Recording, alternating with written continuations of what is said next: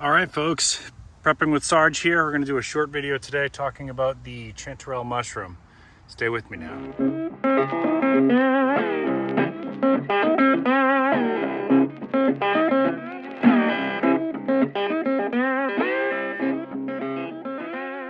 All right, folks, so a couple things. Got a new book for the Prepper Library, and I'll do a full review on this one later on, but this is from our friend, Dr. Mark Merriweather, Vorderbruggen. I hope I pronounced that right. I'm actually looking forward to meeting him. He's going to be at Georgia Bushcraft this fall, so very excited about that.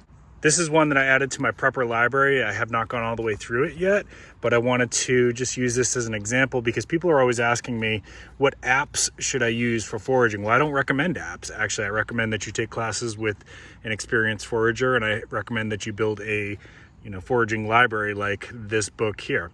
So here we have the chanterelle mushrooms, and we'll just do a little review on this. I'll show you exactly what you're looking for. And down the bottom there on the right is what a jack-o'-lantern looks like. That is the lookalike, the poisonous lookalike you want to be aware of. But thank you, Mark Merriweather. I look forward to meeting you in just a few weeks, really. And then underneath here, so I'll put a link to this one in the description, of course.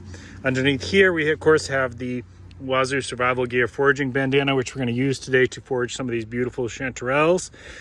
This actually was designed by Mark Merriweather in conjunction with Dr. Nicole Apelayan for Wazoo Survival Gear. I'll put a link to this down below, but of course, let's do one better than that. Let's give you a discount code too. Sarge 2021 over at wazoosurvivalgear.com will give you 5% off this foraging bandana and all their products, really. All right, so let's take a look here. What are some of the things that we're going to be looking at? This is, so the difference between the chanterelle and its poisonous lookalike, the jack-o'-lantern, couple things. Number one, the inside of the jack-o'-lantern is going to be more white than orange. Whoa, got a little bug in there. Okay, no problem. He was just looking for a snack. This one you can see it basically looks like chicken meat on the inside, okay? And the jack-o'-lantern is going to be more orange on the inside. The top part on the jack-o'-lanterns are not going to be ruffled. They tend to be more smooth, all right?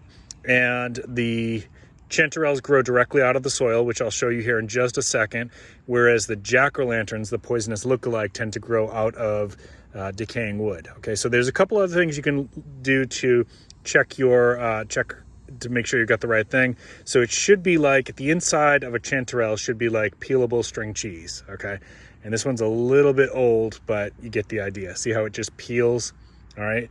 It also, when you crush the cap in your hand, it should smell like fruity apricot. You smell that? No, I know you can't, but that's all right. So that's what we're looking for. Oh, and there's one more telltale thing. Let me grab another one here. We'll grab a clean one, and I'll show you the one other defining characteristic.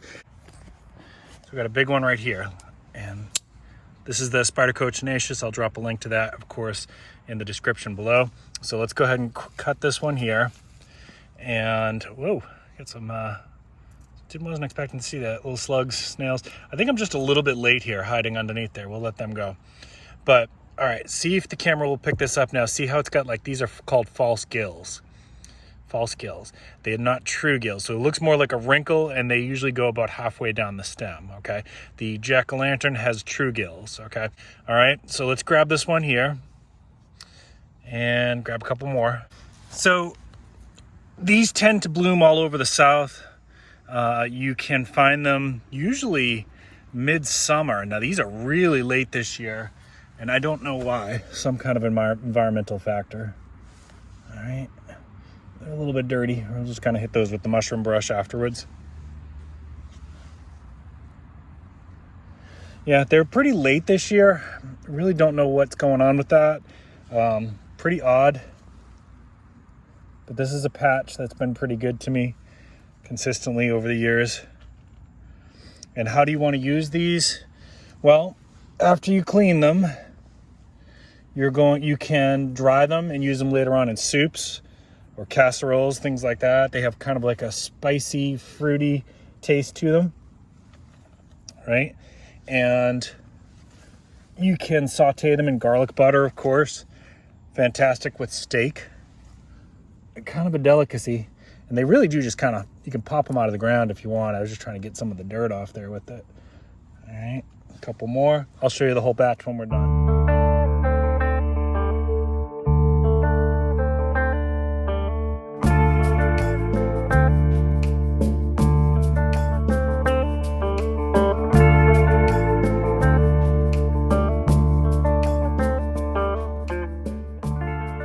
got some more over here. And if you find a patch of these, just remember the location because they do tend to come back year after year. All right, there you go, my friends. We'll take those inside, clean those up.